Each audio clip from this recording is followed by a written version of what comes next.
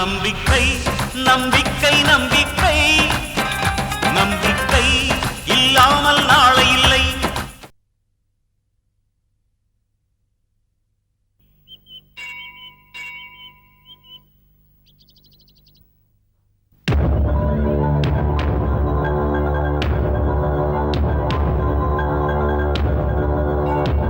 என்ன மம்மி, அந்த அம்மா கிட்ட ஏதோ பேசிட்டு வரேன்னு சொல்லிட்டு இங்க ஒண்ணுமே பேசாம நின்னுட்டு இருக்கீங்க? நானாவது அவங்க கிட்ட பேசிருப்பேன்ல. நீ அவங்க கிட்ட பேசக்கூடாதுன்னு தான் அவங்கள தேடி நானே வந்தேன். ஏன் மம்மி? அவங்கள பார்த்தா நல்லவங்களா தெரியல. எப்படி மம்மி ஒரு பார்வையில நீங்க கண்டுபிடிச்சிட்டீங்க? அருணா, அதுக்கு அனுபவம் வேணும். நீங்க நினைக்கிற மாதிரி நிச்சயமா அவங்க கெட்டவங்களா இருக்க மாட்டாங்க. நல்லவங்களா கெட்டவங்களான்ற ஆராய்ச்சி உனக்கு தேவையில்லை அருணா. என் அனுமதி இல்லாம நீ யார்கிட்டையும் பேசக்கூடாது. இப்ப நம்மளை சுத்தி நிறைய எதிரிகள் இருக்காங்க. ஏன் மம்மி இப்படிலாம்? நம்ம யாருக்கு என்ன கெடுதல் பண்ணோம்? கெடுதல் பண்ணாதான் எதிரிகள் இருப்பாங்கன்னு இல்ல அருணா. நம்ம முன்னேற்றத்தை பார்த்து பொறாமப்படுறவங்க கூட எதிரிதான். அவங்க கிட்ட எல்லாம் நம்ம ரொம்ப ஜாக்கிரதையா இருக்கணும். வா போலாம்.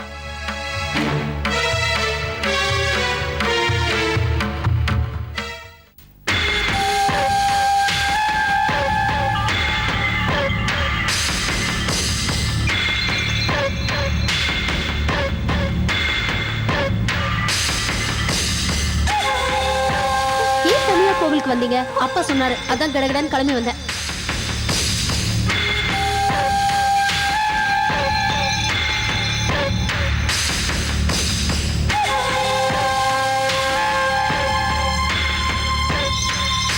கவலைப்படாதீங்கம்மா, யாரும் எதுவும் செய்ய முடியாது உங்களை.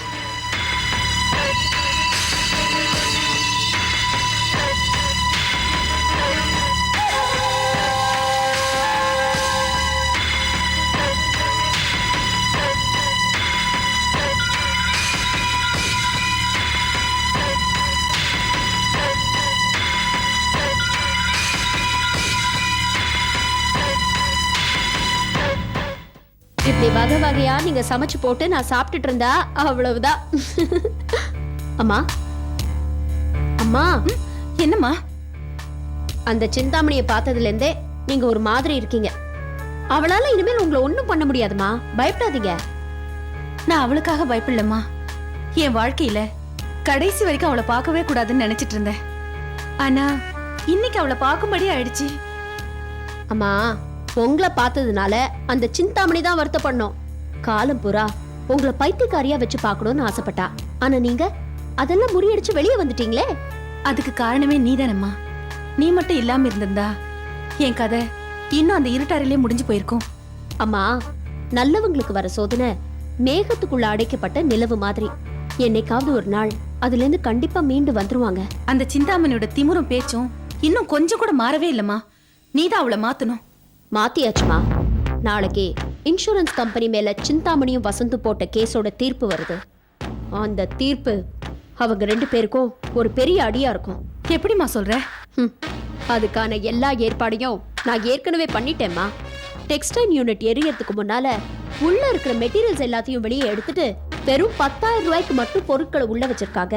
அது மட்டும் இல்ல, 80 லட்சம் ரூபாய்க்கு இன்சூரன்ஸ் கிளைம் பண்ணிருக்காங்கன்னு இன்சூரன்ஸ் கம்பெனிக்கு ஆதாரப்பூர்வமான இன்ஃபர்மேஷனை நான் ஆல்ரெடி அனுப்பிட்டேன். உண்மையிலேயே இப்படி எல்லாம் பண்ணாங்களாமா? அந்த அளவுக்குலாம் அவங்களுக்கு அறிவு கிடையாதுமா. இது வரைக்கும் நிறைய பேருக்கு பாவம் பண்ணிருக்காங்க. அதான் எல்லாரோட சாபமும் ஒட்டு மொத்தமா நந்தினிங்கிற ரூபத்துல அவங்களுக்கு யமனா வந்திருக்கு. நாளைக்கு கோர்ட்ல தீர்ப்பு. இத்தனை நாள் அந்த சிந்தாமணியும் வசந்தையும் தொழில் ரீதியில தான் நான் தோற்கடிச்சிருக்கேன். ஆனா நாளையில இருந்து அவங்க குடும்பத்துல ஒரு பெரிய புயல் வீச போகுது.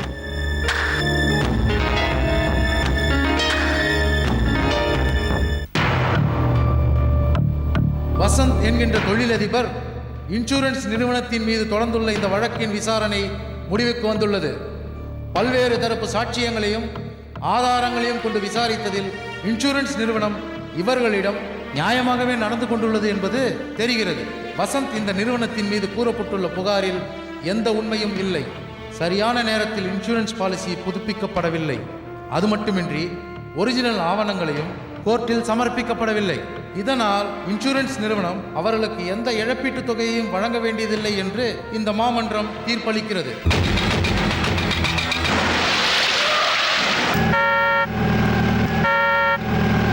எங்க போயிட்டு அந்த வாட்ச்மேன்?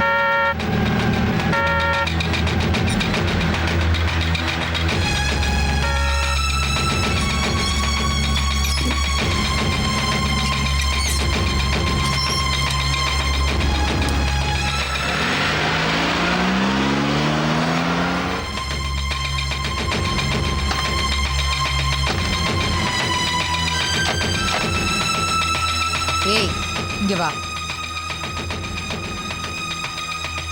கேட்டு திறந்து விடுறதுக்கு உனக்கு இவ்வளவு நேரமா? ம்? ம்?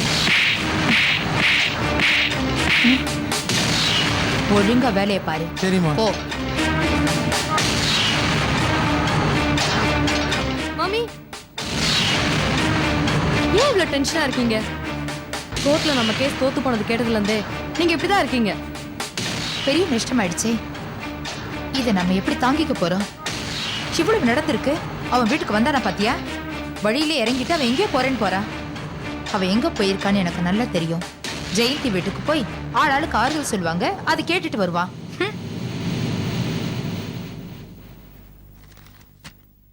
வணக்கம்மா. என்ன வேணும்? வசந்த் சாரை பார்க்கணும். வசந்த பார்க்க முடியாது, அவன் வீடு மாறி போயிட்டான். அப்புறம் என்னம்மா சொல்றீங்க? இந்த வீட்டை விட்டுட்டு வேற எங்கம்மா போக போறாரு? இப்போ உங்களுக்கு என்ன வேணும்? 10 லட்ச ரூபா பணம் வேணும். டெக்ஸ்டைல் யூனிட்டுக்கு அட்வான்ஸா கொடுத்த பணம். கொடுத்துட்டீங்கன்னா நான் சூரத்துக்கு போயிடுவேன். யார்கிட்ட கொடுத்தீங்க? வசந்த் சார்கிட்ட கொடுத்தேன். அப்ப அவங்கிட்டே கேட்டு வாங்கிக்கிங்க. என்னம்மா சொல்றீங்க? வசந்த் வாழ்க்கையே ஒரு கேள்விக்குறியா இருக்குன்னு சொல்ல வரேன்.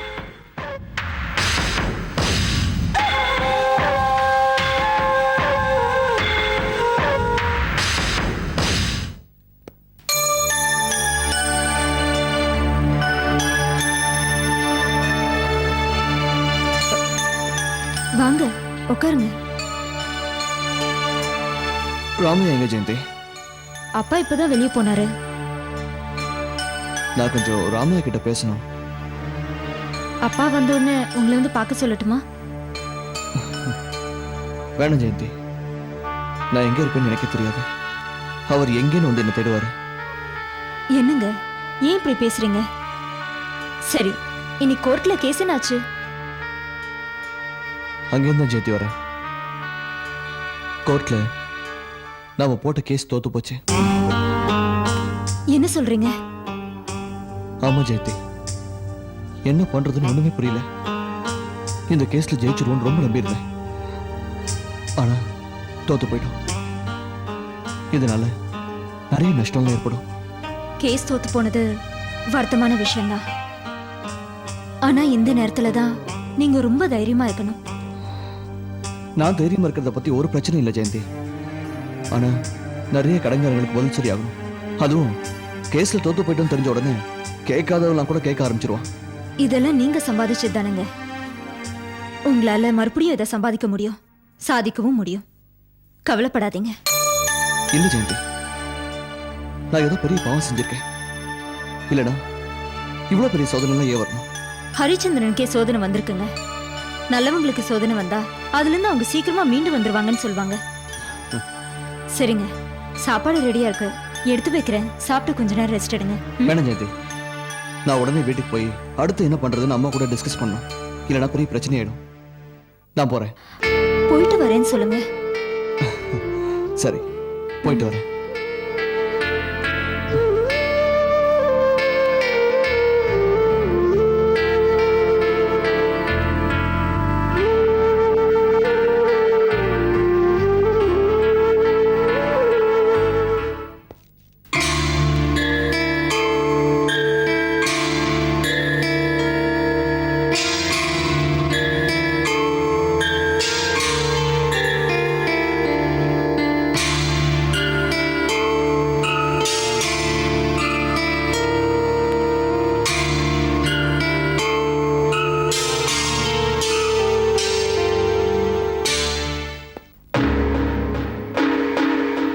அம்மா,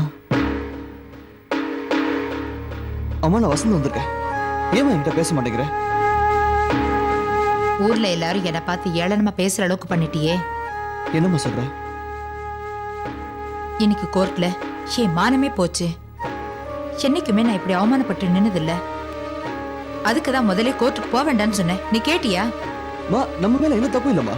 கோர்ட்ல நீதியும் நியாயமும் நம்ம பக்கம் தான் இருந்துச்சு. கோர்ட்ல ஜெயிக்க நீதியும் நியாயமும் தேவையில்லப்பா. அதுக்கு தகுந்த ஆதாரமும் சாட்சியும் இருந்தா போதும். அதுதான் நம்ம கிட்ட இல்லைன்னு கோர்ட்டுக்கு போறதுக்கு முன்னாடியே தெரியுமே. தோத்து போயிடுவோம்னு தெரிஞ்சும் எதுக்காக கோர்ட்டுக்கு போனோம்? அதுக்காக நமக்கு வர வேண்டிய பல லட்சம் ரூபாய் எல்லாம் அப்படியே விட்டுற முடியுமா? போராடி பார்க்க வேணா? நீ போராடுப்பா, நான் வேண்டான்னு சொல்லல. ஆனா என்னையும் அருணாவையும் தயவு செஞ்சு எதுலையுமே இழுக்காத. வீட்டுக்குள்ள நுழையும் போதே ஒரு கடங்காரன் 10 லட்சம் ரூபாய் அட்வான்ஸ் கொடுத்தானா. கோர்ட்ல கேஸ் தோத்து போனதும் வீட்டு வாசலுக்கே வந்துட்டான். என் எதிர்க்க நின்று பேசவே தயங்குற ஆளுங்கெல்லாம் இன்னைக்கு வந்து கேள்வி கேட்கறாங்க. எனக்கு ரொம்ப அவமானமா போச்சு. ஜெயின் வந்தாரா? அவர் எதார்த்தமா வந்திருப்பாருமா. அது மட்டும் இல்ல, அவர் நம்மளோட பெரிய கோடீஸ்வரம்மா. நம்ம தான் இப்ப எல்லாரையும் விட இறங்கி போயிட்டோமே. அப்புறம் என்ன கோடீஸ்வரன் கூட கம்பேர் பண்ற? அம்மா, நான் மறுபடியும் பெரிய பிசினஸ் மேனா வருவேன். எனக்கு அந்த நம்பிக்கை இருக்கு. பிசினஸ் பண்றதுக்கு நம்பிக்கை மட்டும் இருந்தா போதாது வசந்த். புத்தி சாமர்த்தியமும் யாரை எங்க மடக்கிறதுங்கிற சமயோஜித புத்தியும் கொஞ்சம் வஞ்சகமும் வேணும். அம்மா, வாழ்க்கையில உயர நல்ல எண்ணம் இருந்தா போதும். அதெல்லாம் இருந்ததுனால தானே இன்னைக்கு எல்லாத்தையும் இழந்துட்டு நிக்கிற. டெக்ஸ்டைல் யூனிட்ல எல்லாத்தையும் எடுத்துட்டு நீயே கம்பெனியை எரிச்சிட்டேன்னு சொன்னாங்க. அதனால தானே கேஸ் தோத்து போயிடுச்சு. அம்மா, உங்க ஆசீர்வாதத்தால் நான் மறுபடியும் பெரிய ஆளா வருவேன். இன்னைக்கு நான் தோத்துட்டு நிக்கலாம், ஆனா என் இடத்த நான் விட மாட்டேன். எல்லாம் போன பிறகு பேசி என்னப்பா பிரயோஜனம்? இருக்கிற ஒரு கம்பெனியும் போயிடுமோன்னு பயமா இருக்கு. அது போகாது. போகவும் நான் விட மாட்டேன். என்ன விலை கொடுத்தாவது நம்ம கம்பெனி நான் மீட்டுருவேன். எப்படிப்பா மீட்ட முடியும்? நம்ம கம்பெனி என்ன வீணையா? நினைச்சப்ப மீட்டுறதுக்கு? இல்லம்மா, அந்த நந்தினிக்கு கொடுக்க வேண்டிய பணத்தை செட்டில் பண்ண போறோம். எப்படி? நமக்கு அங்கங்க சொத்து இருந்தாலும் உடனே பணமாகக்கூடியது இந்த வீடு ஒண்ணுதான். கொஞ்ச நாளைக்கு நம்ம வேற வீட்டுல இருந்துட்டு இந்த வீட்டை வித்துடலாமா? வசந்த், விளையாட்டு கூட அப்படி பேசாத. உங்க அப்பா காலத்துக்கு பிறகு நமக்கு வந்த முதல் சொத்து இந்த வீடுதான். அதுவும் பண்ணையில இருந்த வீட்டை வித்துதான் இந்த வீட்டை வாங்கினோம்.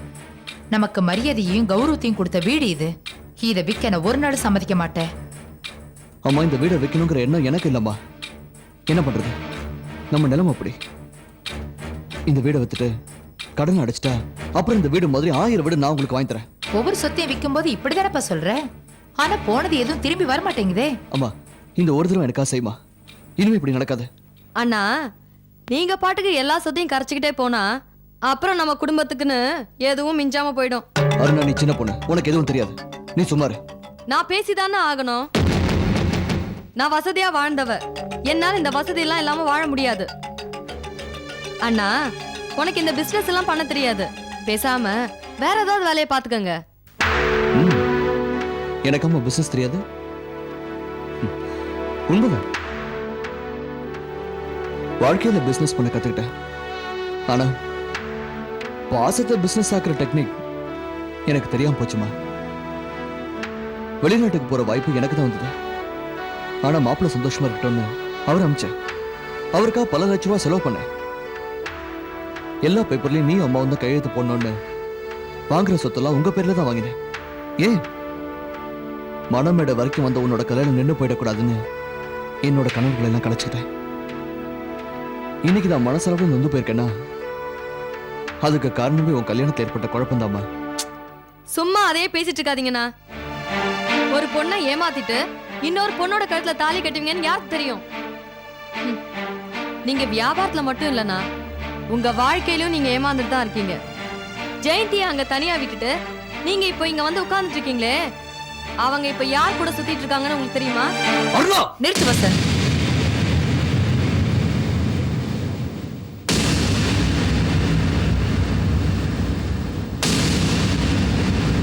அவ சொல்றதுல என்ன தப்பு? உன் பொண்டாட்டி பூபதிங்கிற ஒரு பையனோட சுத்துற அண்ணன் ஏன் காது படவே பேசுறாங்க? நீ எதுவுமே தெரியாம இருந்தா அதுக்கு யார் பொறுப்பு? உன் பொண்டாட்டியை கண்டிக்காம ஏன் பொண்ணை கை நீட்டி அடிக்கிற? ஏமா அருணா மட்டும் உன் பொண்ணுன்னு பிரிச்சு பேசுற? நான் நீ பெத்த புள்ள இல்லையா? நீ கூட அருணாவுக்கு தர இடத்த எனக்கு தரது இல்லம்மா. அருணா நல்லா வாழணும் தான் நானும் நினைக்கிறேன். ஆனா நீ அருணா மட்டும்தான் நல்லா வாழணும்னு நினைக்கிறேன். ஒரு லாபம் வந்தா அருணா தான் அது காரணம்னு சொல்றேன். ஏமா இந்த பாகுபாடு? நான் உன் புள்ள இல்லையா? சொல்லுமா, நான் உன் புள்ள இல்லையா? இல்ல, நீ என் புள்ள இல்ல.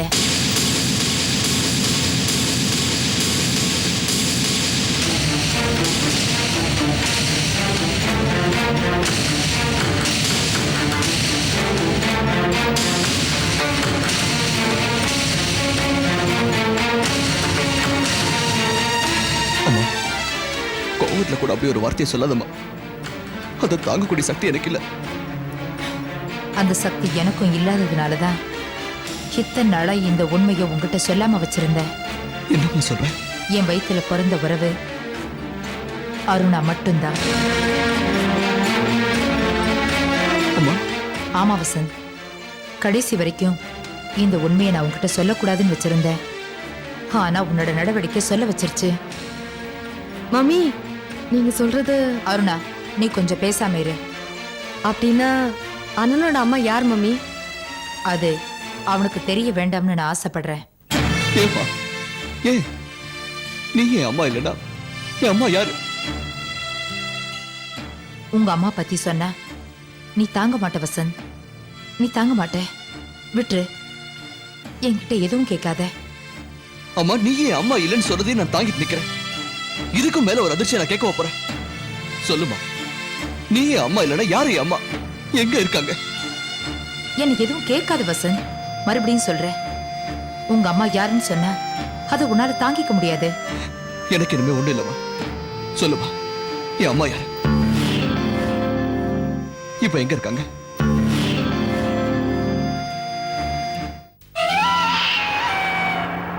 உங்க அம்மா நல்லவே இல்லப்பா.